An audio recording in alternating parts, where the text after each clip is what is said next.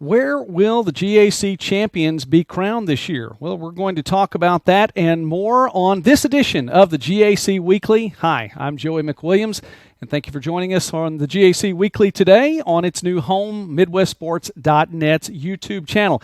And you know what? I am joined today by somebody very special. Let me bring him in right now, the Sports Information Director at Southwestern Oklahoma State University, Doug Self. Doug, thanks for being with me today on the GAC Weekly. Yeah, hey, Joey, no problem. Glad to be here and talking with you and, talking championships. That's what we all do this for. You're exactly right. And seriously, I mean, this is where it really gets to be fun. We start talking about these things right now because football, and we're going to be talking football even more very, very quickly. I realize that football doesn't have a championship site. It's just one of those things that, like they say in college football, every game is important. So no championship game to go there. And we'll get that out of the way because I know it's time. I mean, you guys are already talking football at Southwestern, right? Yeah. Oh, man, it is. It's going to be here before we know it. You get past the 4th of July and then the countdown really kicks in. And, I think we're less than 3-4 weeks before the team reports and, month and a half away from the first game. So it'll be here before we know it.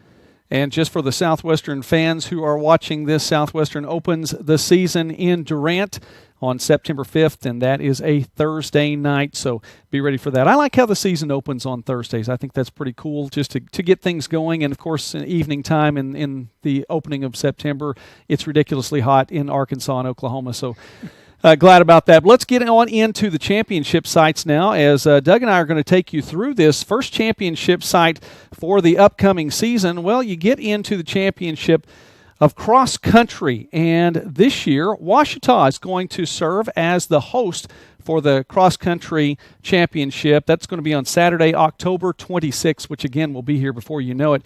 And Doug, one of the cool things about that, not only is Ouachita serving as the host there, but it's a new coach in Ouachita as someone who has been a staple in the GAC and in Harding's program for 17 years, 18 years. Steve Guyman is coaching now at Ouachita, and I think that's an interesting change of venues for a familiar face.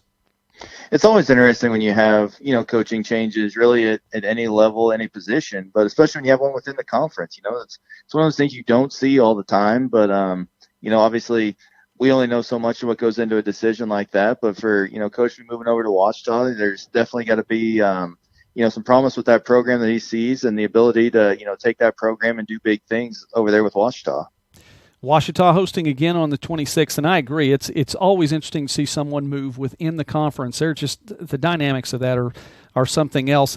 And who do you cheer for then? Do you cheer for the laundry, or do you cheer for the face, or Anyway, we move along to women's soccer, men's soccer, and once again this year the championship tournament will be hosted by the regular season champions, and of course Southwestern. You're familiar with that team pretty intimately, showing that right now. Sandra Nwaudame helped her team to a postseason championship in the GAC postseason tournament last year.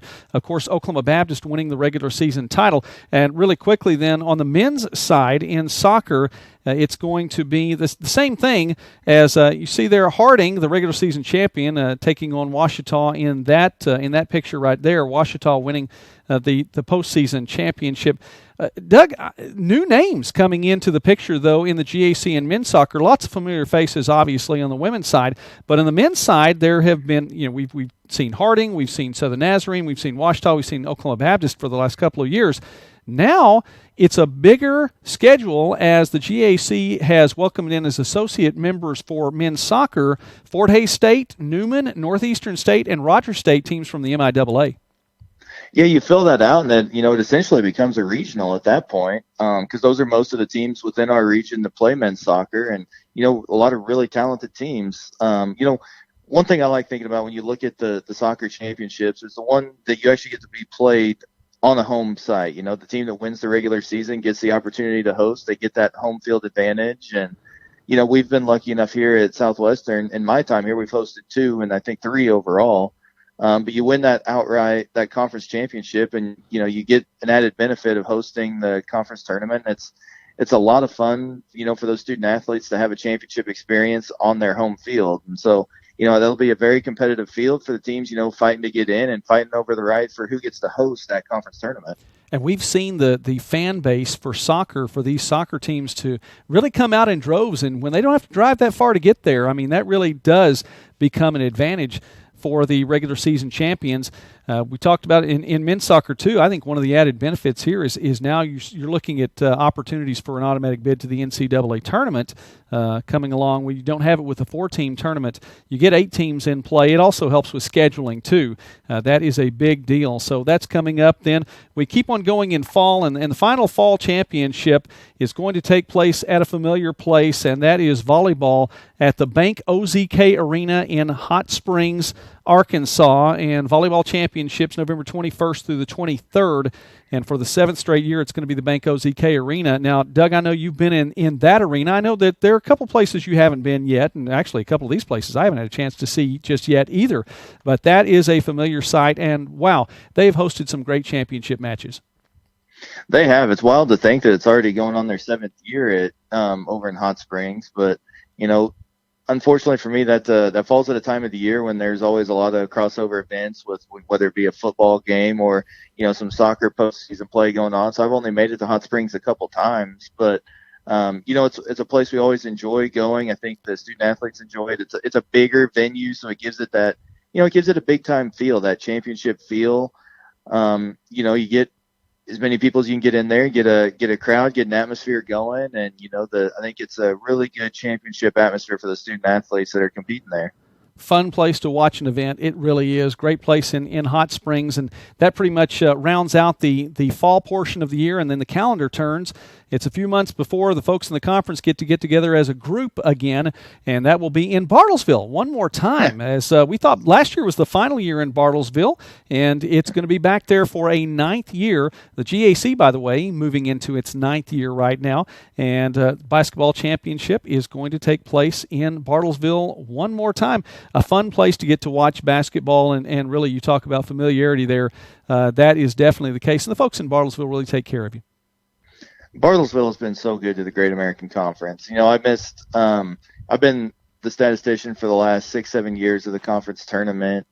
There have been so many great games, so many great memories, so many championship moments that I think we'll all remember. All of us that were there will remember for a long time. And, like I said, when we walked out of there last March, I think we all thought, well, we had a good run, Bartlesville. We'll move on to the next place and, try and keep this thing going. But I guess we're lucky enough to get to go back one more time. And, I'm looking forward to it.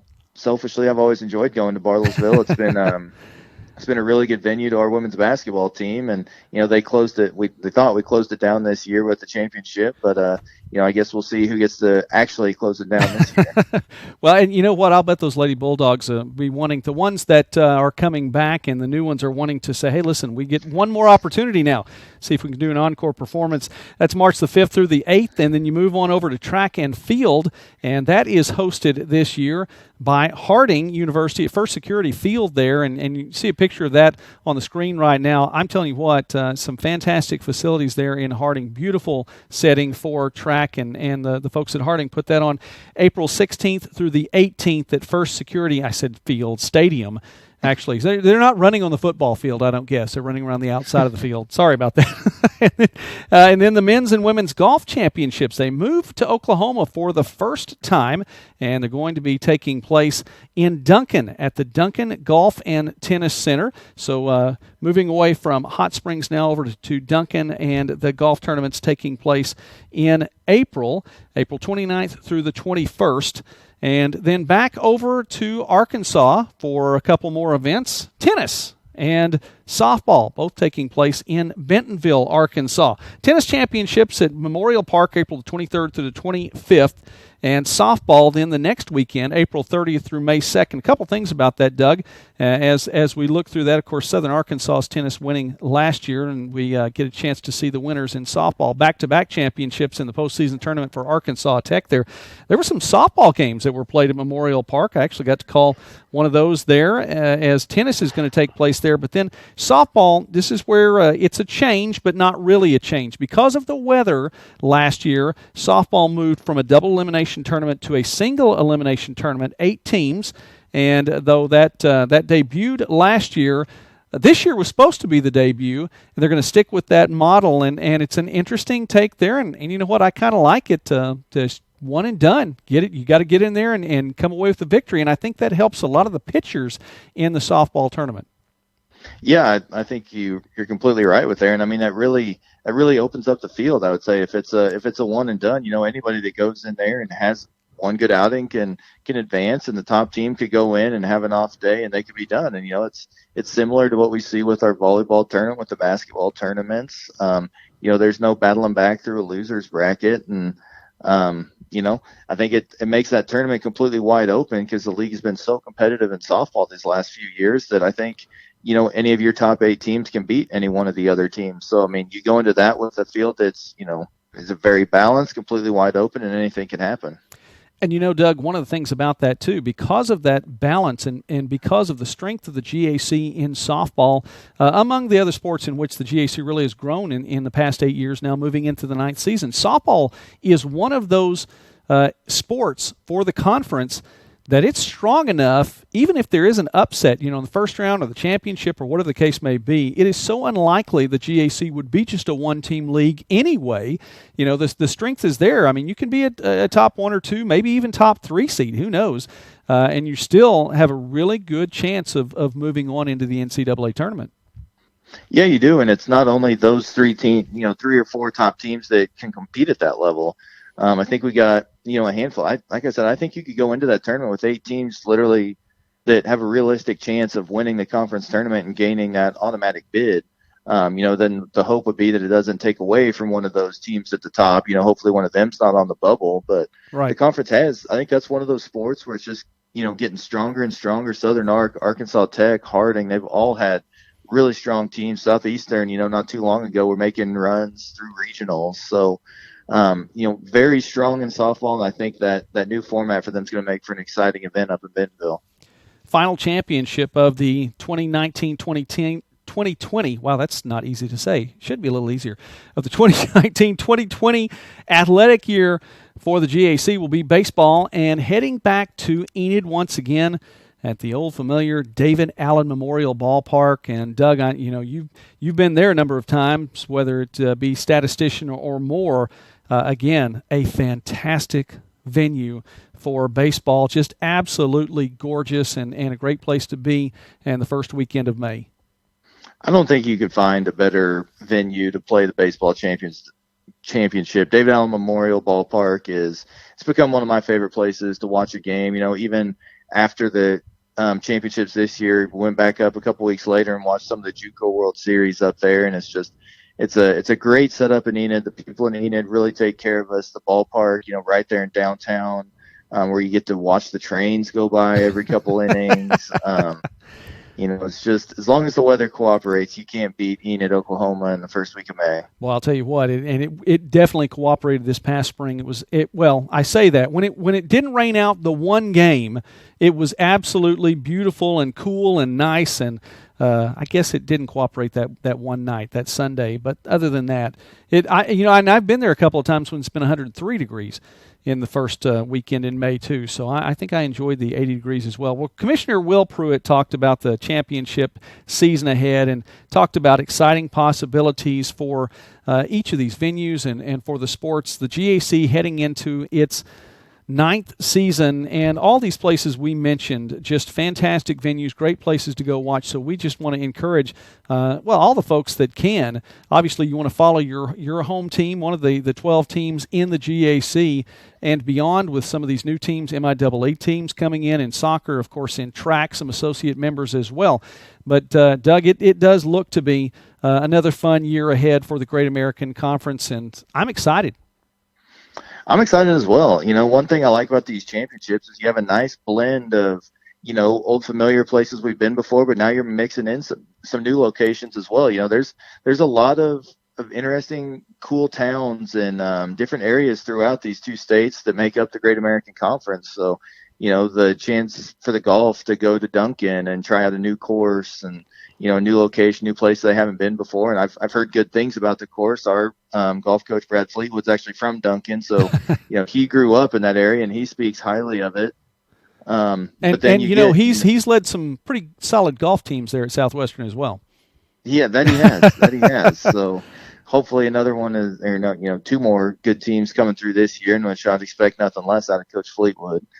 But it's nice to be able to showcase some of these other venues, within the footwork of the Great American Conference. Well, go ahead.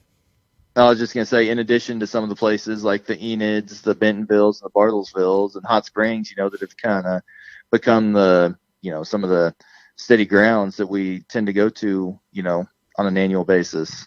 Yeah, we'll get to see a little bit more from Arkadelphia and in cross country this year. Who knows?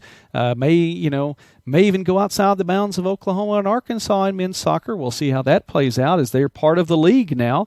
And you mentioned Duncan as well, and I'll tell you what, it is an exciting season ahead. So that's a look at the championship sites and the times for the GAC Tournament Championships for 2019-2020. We have a lot more ahead and a few more GAC Weeklies to come before the actual seasons get underway. First part of September, football we mentioned right around the corner, volleyball as well, and cross country. And Doug, you are a busy man in Weatherford, Oklahoma. Are you all the way ready yet? You're not ready yet, are you? All the way? No, not anywhere close. But every day I'm getting a little closer, and really that's about all we can do this time of year. Well, we appreciate you listening today, and I also appreciate my good friend Doug Self, again, Sports Information Director at Southwestern, for being on with me today on our live stream.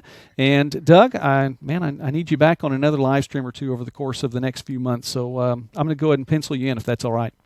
I'm looking forward to it. And you'll see me, that opening Thursday night of football season. I'll see you in Durant. That's exactly right. It's going to be a lot of fun there, football right around the corner. Well, we're going to shut it down here, this live stream here, the GAC Weekly. Thank you for watching. The GAC Weekly is brought to you by the Great American Conference. To see and hear this and more about the GAC and other high school and college sports, please visit oklahomasports.net and arkansassports.net and subscribe to this channel. It's the new home of the GAC Weekly. It's the midwestsports.net YouTube channel, so we would appreciate it if you would subscribe and click on that bell too, so you know when we're live streaming, so you can watch as well.